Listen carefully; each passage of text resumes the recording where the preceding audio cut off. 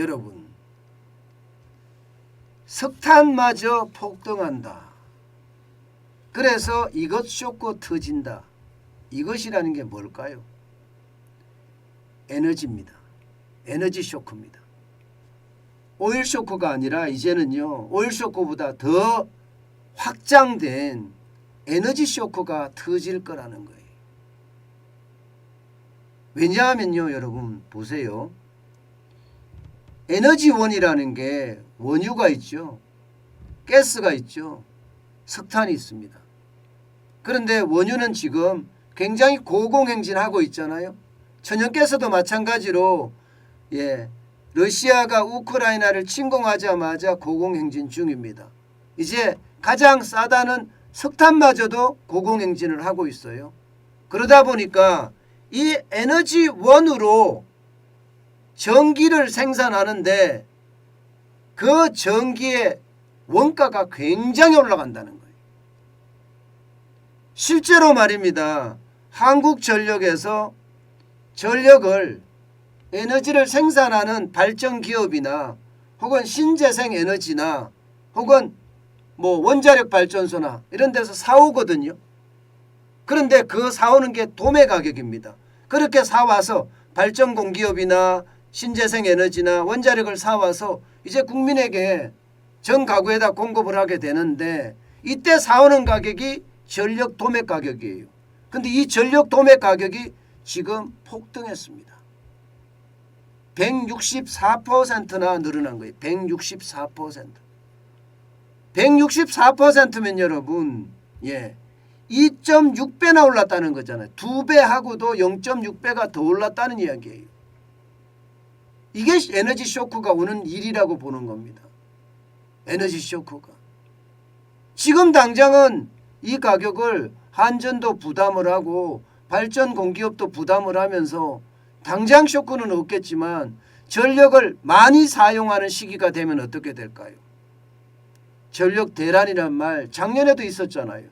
그러면 그 전력 대란이 확대 발전이 되면 에너지 쇼크, 그 충격적인 사실도 벌어질 겁니다. 여러분 이걸 한번 보세요. 2021년 1월만 하더라도요. 이게 전력 도매 가격이 그나마 좀 쌌어요. 보시다시피 80원이 안 됐습니다. 킬로와트 시당. 지금은 킬로와트 시당 202.11원입니다. 202.11원. 야, 이게 여러분 202.11원이면 킬로와트 시당 지난해 10월에 킬로와트 시당 100을 넘긴 이후로 말입니다.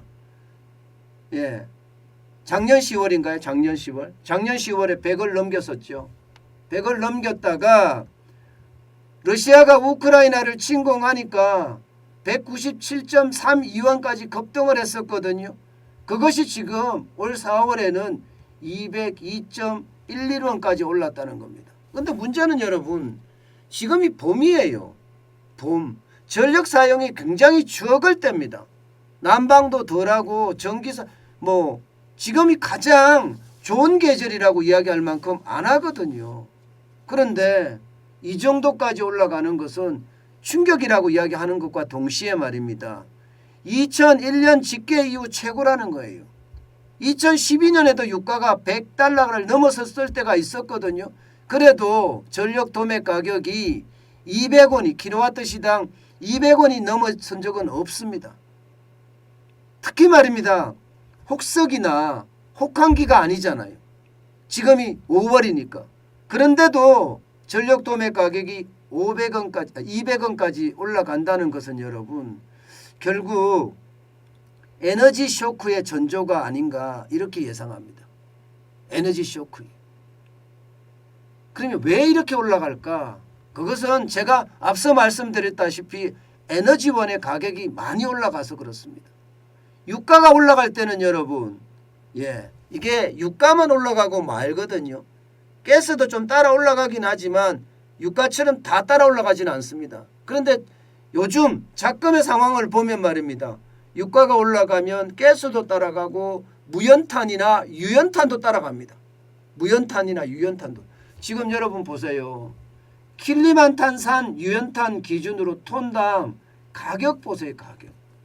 2022년 5월 6일 기준으로 톤당 말입니다. 199.46달러까지 올라갔습니다. 전년에 88.98달러 대비하면 124%가 올랐습니다. 124%. 호주산 유연탄도 마찬가지입니다. 톤당 108.35달러에서 503.94달러로 365%가 올랐습니다. 그러니까 그동안은요, 이게 유가가 많이 올라가면 석탄 발전소를 돌려서 발전 단가를 낮추어 왔는데, 이제는 다 같이 올라가 버리니까 석탄 발전소의 어떤 도매 가격도 늘어나는 거고, LNG 발전소의 도매 가격도 올라가는 거고, 여기에 뭐 원유를 중심으로 한 발전소도 올라갈 수밖에 없는 겁니다. 그만큼 말입니다. 원자력을 너무 무시하는 바람에 이게 결국 복합 위기가 지금 터진 것은 아닌가, 그렇게까지 해석하고 있을 정도입니다. 문제는 지금 올여름에도 많이 더울 거라고 예상을 합니다. 많이 더웠을 때 여러분, 과연 이 여름철 피크를 버텨낼 수 있을까?